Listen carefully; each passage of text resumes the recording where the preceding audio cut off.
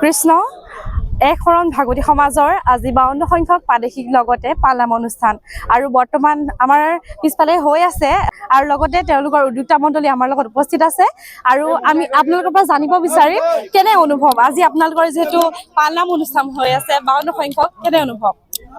নমস্কাৰ, মই ৰয়েল কে কালচাৰেল আমাৰ নিউজলৈ ধন্যবাদ জ্ঞাপন কৰিছোঁ। আমাৰ অতি আজি আনন্দৰ দিন। আমি 4 দিনীয়া কাৰ্যসূচীৰে লখিমপুৰ জিলাৰ উদ্যোগত আৰু 4খন জিলাৰ সহযোগত অসম ভিত্তিত একোখন ভাগৱতী সমাজৰ প্ৰাদেশিক অধিৱেশন 52 সংখ্যক অনুষ্ঠানৰ আয়োজন কৰিছোঁ। আজি এয়া আমাৰ মূল ধৰ্মধ্বজা উত্তোলনৰ কাৰ্যসূচী আমি হাতত লৈছোঁ। তাৰ আগতে আমাৰ পুৱা পত্ৰপ্ৰসংগ হৈছে। ইতিমধ্যে আমাৰ 4 দিনীয়া কাৰ্যসূচীত অসমৰ বিভিন্ন প্ৰান্তৰ পৰা 50,000ৰো অধিক ভকত বৈষ্ণৱৰ সমাগম ঘটিব। ইতিমধ্যে আদৰণীয় সমিতিয়ে সম্পূৰ্ণভাৱে প্ৰস্তুতি শেষ কৰিছোঁ আৰু সমস্ত ভকত বৈষ্ণৱক আদৰিবৰ কাৰণে আমি সাজু হৈছোঁ। আজি প্ৰথম দিনাখনি কাৰ্যসূচী ধৰ্মধ্বজা উত্তোলন, আমাৰ মুখ্য তোৰণ উন্মোচন আৰু প্ৰতিনিধি উন্মোচন, প্ৰতিনিধি সভা সাংস্কৃতিক অনুষ্ঠান, লগতে কালিলৈ আমাৰ গুণমালা কীৰ্তন আছে, গ্ৰন্থ উন্মোচন আছে, ভক্ত সন্মিলন আছে। পৰহিলৈ আমাৰ ভাগৱত শোভাযাত্ৰাৰ সমক্ষে মুকলি সভা হ'ব। এই বৰ্ণাঢ্য কাৰ্যসূচীত আমি সমস্ত অসমবাসী ৰাইজক আমাৰ আমন্ত্ৰণ জনাইছোঁ আৰু একেলগে শুশ্ৰূষা কৰিবৰ কাৰণে আমাৰ প্ৰতিখন গাঁৱৰ ভকত বৈষ্ণৱ আই মাতৃ তৰুণসকল ইতিমধ্যে সাজু হৈ আছে। কৃষ্ণ, আপোনালোকক ধন্যবাদ জ্ঞাপন কৰিছোঁ। আজি অনুষ্ঠানৰ উপসভাপতি আমাৰ লগত উপস্থিত আছে, আমি তেওঁৰ পৰা দুআষাৰ জানিব বিচাৰিম। কৃষ্ণ, আজি যি অনুভৱ আপোনাৰ অকণমান জনাব। ধন্যবাদ, বহুত ভাল লাগিছে। আপোনালোকে দিছে লোকে লোকাৰণ্য হৈছে। ইতিমধ্যে 52 সংখ্যক আমাৰ যি প্ৰাদেশিক অধিৱেশন একোখন ভাগৱতী সমাজৰ এই প্ৰাদেশিক অধিৱেশনৰ বাবে অসমৰ বিভিন্ন প্ৰান্তৰ পৰা ভকত বৈষ্ণৱসকল আহিছে আৰু প্ৰাদেশিক অধিৱেশনৰ লগত সংগতি ৰাখি আমি যিহেতু 52 সংখ্যক আৰু 52 সংখ্যক হোৱাৰ বাবে আমি 52খন ধৰ্মধ্বজা উত্তোলন কৰাৰ ব্যৱস্থা কৰিছোঁ আৰু প্ৰত্যেকখন ধ্বজা আমাৰ একোখন ভাগৱতী সমাজৰ বুঢ়াতাসকলে ইয়াত উত্তোলন কৰিবৰ কাৰণে আগবাঢ়ি গৈছে আৰু ইতিমধ্যে আজিৰ পৰা আৰম্ভ হ'বলগীয়া যি প্ৰাদেশিক অধিৱেশন, এই অধিৱেশনত আমি 4 দিনীয়া কাৰ্যসূচীৰে অনুষ্ঠিত কৰা হৈছে আৰু অহাকালিলৈ বৰ্ণাঢ্য কাৰ্যসূচীৰে ভাগৱত শোভাযাত্ৰা আমি ইয়াত আয়োজন কৰিছোঁ। ভাগৱত শোভাযাত্ৰাৰ লগত সংগতি ৰাখি বাৰেবৰণীয়া সাংস্কৃতিক শোভাযাত্ৰা ইয়াৰ লগতে সামৰি লোৱা হৈছে আৰু বিভিন্ন ধৰণৰ সাংস্কৃতিক অনুষ্ঠান ইয়াত অনুষ্ঠিত হ'ব। দুৰাতি আমাৰ ইয়াত সাংস্কৃতিক সন্ধিয়াৰ আয়োজন কৰিছোঁ। কেইবাখনো গুৰুত্বপূৰ্ণ ধৰ্মালোচনী সভা আছে, ভক্ত সন্মিলন আছে, স্মৃতি গ্ৰন্থ উন্মোচন হ'ব ইয়াতে, কেইবাখনো গ্ৰন্থ উন্মোচন হ'ব। লগতে যুৱক আৰু তৰুণ তৰুণীসকলৰ বাবে ইয়াতে এখন সভা আয়োজন কৰা হৈছে। আইসকলৰ বাবেও বিশেষ ব্যৱস্থা ইয়াত ৰখা হৈছে আৰু ভকতসকলক ইয়াত বিভিন্ন ধৰণৰ সুব্যৱস্থা কৰা হৈছে ভকতসকলৰ আপ্যায়নৰ ক্ষেত্ৰত। গতিকে আপোনালোকৰ চেনেলৰ জৰিয়তে এই অঞ্চলৰ সমূহ ৰাইজক জাতি বৰ্ণ ধৰ্ম নিৰ্বিশেষে সকলোকে আমি আপোনালোকৰ চেনেলৰ জৰিয়তে নিমন্ত্ৰণ কৰিছোঁ। ধন্যবাদ।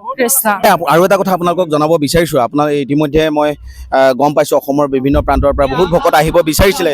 কাৰোবাৰ শাৰীৰিক অসুস্থতা, কাৰোবাৰ অন্যান্য কিছুমান সমস্যাৰ কাৰণে আহিব পৰা নাই। মই আপোনালোকক এটাহে অনুৰোধ কৰিব বিচাৰিছোঁ, আমাৰ যিমান সম্পূৰ্ণ কাৰ্যসূচী, এই কাৰ্যসূচীসমূহ যদি আপোনালোকে লাইভ টেলিকাষ্ট কৰাৰ কিবা ব্যৱস্থা কৰে তেতিয়াহ'লে আমাৰ ভকতসকল উপকৃত হ'ব বুলি ভাবোঁ। বহুতেই ঘৰৰ পৰা এই অনুষ্ঠানটো উপভোগ কৰিম বুলি বাট চাই আছে। গতিকে যিসকল ঘৰৰ পৰা আহিব পৰা নাই বা যাৰ যি অসুখীয়া যিসকল, তেখেতসকলৰ কাৰণে আপোনালোকে লাইভ টেলিকাষ্ট কৰিব বুলি মই আপোনালোকক অনুৰোধ কৰিছোঁ আৰু ঘৰতে বহি যাতে তেখেতসকলে যিসকলে আহিব পৰা নাই তেখেতসকলে যাতে সম্পূৰ্ণ অনুষ্ঠানটো উপভোগ কৰিব পাৰে তাৰ কাৰণে আপোনালোকক মই অনুৰোধ জনাইছোঁ। কৃষ্ণ, ইয়াৰ লগতে আমি এতিয়া দেখাব লৈছোঁ পতাকা উত্তোলন হৈ আছে আৰু আপোনালোকে উপভোগ কৰক এই সুন্দৰ দৃশ্য।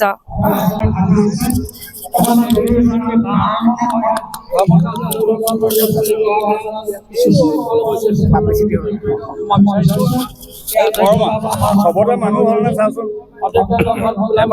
খালী থাকিব নালাগে, খালী থাকিলে নিজে অলপ সোমাই দিবি। আদৰণি সমিতিৰ সম্পাদক সাজু হৈ আছে।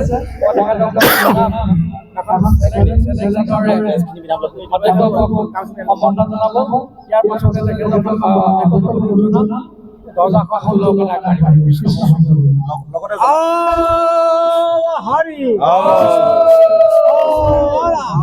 লগতে প্ৰতিজন ভকতক বেষ্টি পৰিধান কৰিবৰ কাৰণে আমি আইহনীয়া ভকতক অনুৰোধ জনাইছোঁ। ধৰ্মধ্বজাৰ দায়িত্বত থকা সকলো ভকতক বেষ্টি পৰিধান কৰিবৰ কাৰণে অনুৰোধ জনাইছোঁ।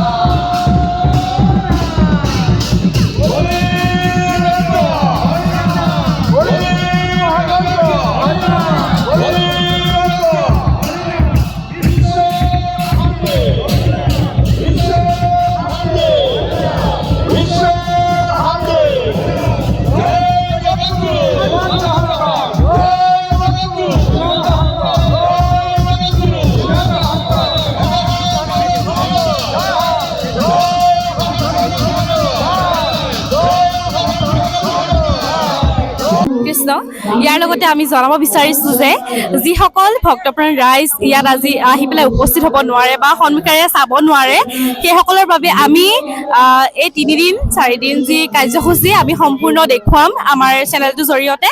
আৰু আপোনালোকে সেয়ে যিসকল আহিব নোৱাৰে তেওঁলোকে ঘৰতে বহি আমাৰ চেনেলটোৰ দ্বাৰা সকলো অনুষ্ঠান উপভোগ কৰিব পাৰিব।